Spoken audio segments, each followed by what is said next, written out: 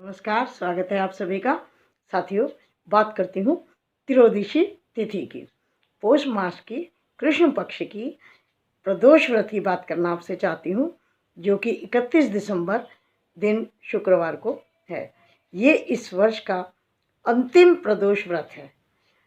साथियों, हर महीने हर मास में 2 त्रयोदशी तिथि आती हैं, एक कृष्ण पक्ष की, एक शुक्ल पक्ष की। तो इस प्रकार वर्ष में 24 त्रयोदशी होती हैं या 24 प्रदोष व्रत होते हैं। जब अधिक मास होता है तो 26 हो जाती हैं। तो साथियों, शिव जी को प्रसन्न करने का, अपने जीवन को सुख समृद्ध बनाने का ये अवसर होता है। प्रदोष का व्रत शिव जी को प्रसन्न करने का सबसे सरल उपाय है। इस वर्ष की अंतिम त्रयोदशी है और जिस दिन की प्रदोष व्रत होता है वो दिन के हिसाब से होता है। जैसे अगर सोमवार को त्रयोदशी हो गई तो सोम प्रदोष व्रत हो गया, मंगलवार की त्रयोदशी है तो भूम प्रदोष व्रत हो गया। इसी तरह दिन वार के हिसाब से ये प्रदोष व्रत कहे जाते हैं।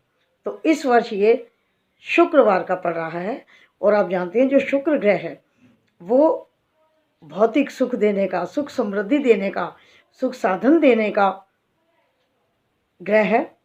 तो इसलिए अपने जीवन में सुख समृद्धि पाने के लिए, घर में सुख शांति के लिए, हर प्रकार के भौतिक सुख को प्राप्त करने के लिए इस व्रत को करना हम सब के लिए ही बहुत मंगलकारी है। तो साथियों, ये जो प्रदोष व्रत है 31 दिसंबर को, ये आरंभ होगा 31 दिसंबर शुक्रवार प्रातः 10:39 पर इसका शुभारंभ हो जाएगा और समापन कब होगा? शनिवार 1 जनवरी 2022 प्रातः 7:17 तक। और जो पूजन का समय होगा, आप जानते हैं प्रदोष व्रत की पूजा प्रदोष काल में की जाती है। तो पूजन का समय हमारा कौन सा होगा?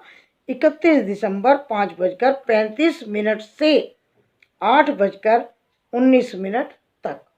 साथियों, ये जो प्रदोष व्रत होता है ये अर्थ, धर्म, काम और मोक्ष चारों पुरुषार्थों को प्राप्त करने का व्रत होता है। और ये व्रत घर गृहस्थी में खुशी लाने के लिए, दाम्पत्य जीवन को मधुर बनाने के लिए और अपनी संतान की शुभ चाहने के लिए, उसकी मंगलकारी भविष्य के लिए होता है। और इससे बच्चों को भी सुख सुविधा मिलती है, स्वयं भी स्वस्थ और दीर्घायु होते हैं, साथ साथ दाम्पत्य जीवन में मधुरता आती है और संतान के लिए भी लाभकारी है। तो इस व्रत को करके सभी शिव जी की कृपा पाएँ। और जानते हैं किस प्रकार किया जाता है। प्रातःकाल नहा धो करके शिव, पार्वती और गणेश जी तीनों की पूजा होगी और यदि संभव हो सके तो रात्रि जागरण भी कर लें। जो भी आप जानते हैं नमः शिवाय का जाप कर लें, कुछ भजन कीर्तन कर लें, भजन गा लें अकेले में दीपक जला के।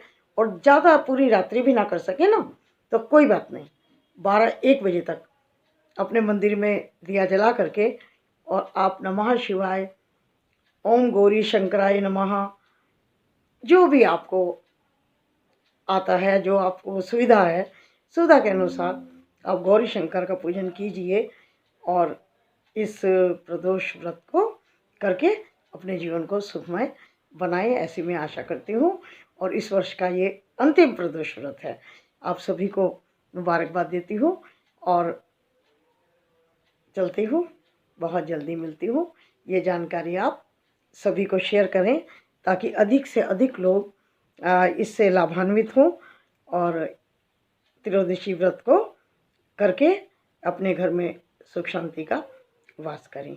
तो चलती हूँ।